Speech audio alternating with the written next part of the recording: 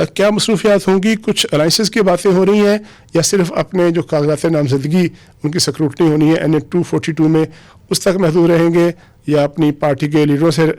बातचीत करेंगे? क्या पर्सपेक्टिव है, क्या मसरूफियात होंगी उनके कराची में? जी बिस्मिल्लाहिर्रहमानिर्रहीम। तारिक साहब बहुत शुक्रिया जी अपने शो में दावत देने का। देखिए शहबाज शरीफ साहब आज पहुँचे हैं जी कराची, और आप जानते हैं कि 2018 में भी वहाँ से उन इलेक्शन लड़े थे कराची से इसी सीट से, और हम समझते हैं कि उस टाइम हम जीत गए थे, और एक धांधली की वजह से उस टाइम पे भी एक जो विक्ट्री है वो डिनाई की गई थी। तो शहबाज साहब जी उसी हवाले से, और सिंध में बतौर सदर जमात वो जो हमारी सिंध में ओवरऑल जो हमारी इलेक्शन स्ट्रेटजी है उसके मुतालिक भी बात है, उसमें हमारी पार्टी के अपने कैंडिडेट्स की सिंध में तैयारियां, उसके मुतालिक भी मुलाकातें होंगी। और जैसे कि आपने देखा है कि इलेक्शन के दिनों में दीगर और जमातों के साथ भी जहाँ ज़रूरत होती है या जहाँ पे कोई ऐसी पॉसिबिलिटी होती है तो उसको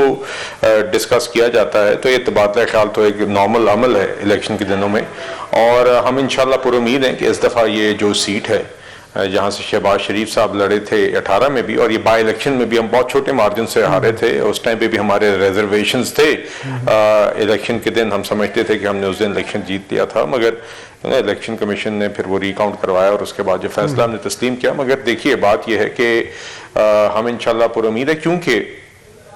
कराची के लोग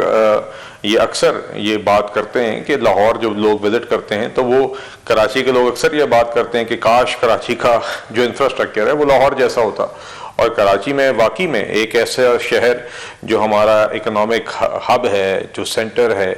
उसके ऐसे हालात देखकर जिस तरह के हालात उधर के हैं इंफ्रास्ट्रक्चर के, जिस तरह के तो बिलाल साहब ये बताइएगा, बिलाल कैनी साहब ये बताइएगा कि यकीनन तशवीशनाक है और उसको करेक्ट होना चाहिए। जी बिल्कुल। इसके अलावा जो GDA से MKM से मुलाकातें भी हैं, प्लान में शामिल हैं, और दूसरी बात ये बताइएगा ताकि मैं आगे फिर बढ़ूँ कि इस पूरे सिंध से इलेक्शन में हिस्सा लेंगे या आपका टारगेट सिर्फ ये NA-242 की एक सीट है, इसके अलावा और कोई ख़ास दिलचस्पी नहीं है आपको? ये देखिए आप आइंदा दिनों में देखेंगे सिंध से हमारी अक्रॉस द प्रोविंस हमारे कारकुनान ने, दीगर लोगों ने टिकट्स के लिए अप्लाई किया हुआ है। तो पार्लियामेंट्री बोर्ड की जो हमारी मीटिंग्स इधर लाहौर में हुई हैं, इसमें सिंध के भी कैंडिडेट्स ने आके इंटरव्यू दिए हैं। हमारे पार्टी के कायद नवाज शरीफ साहब वो इंटरव्यूज़ कंडक्ट कर रहे थे, पूरा पार्लियामेंट्री बोर्ड वहाँ मौजूद था। तो पाकिस्तान के बाकी हिस्सों की तरह सिंध में भी आप देखेंगे कि अक्रॉस द प्रोविंस दीगर जगहों से हमारे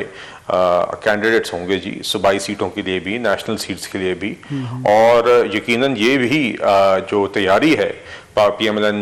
की सिंध में, उसकी तैयारियों के हवाले से भी यकीनन शहबाज शरीफ साहब के इस दौरे में हमारी जो वहाँ की प्रोविंशियल टीम है, जिसमें हमारे सदर हैं बशीर मेमन साहब और दीगर और हमारे ओहदेदारान हैं, और हमारे जो पार्टी के कुछ सीनियर्स हैं जो साथ गए में मरकजी रहनुमा, ये यकीनन उस स्ट्रैटेजी के ऊपर भी वहाँ पे बातचीत होगी और आगे का लाइन में डिस्कस होगा जी।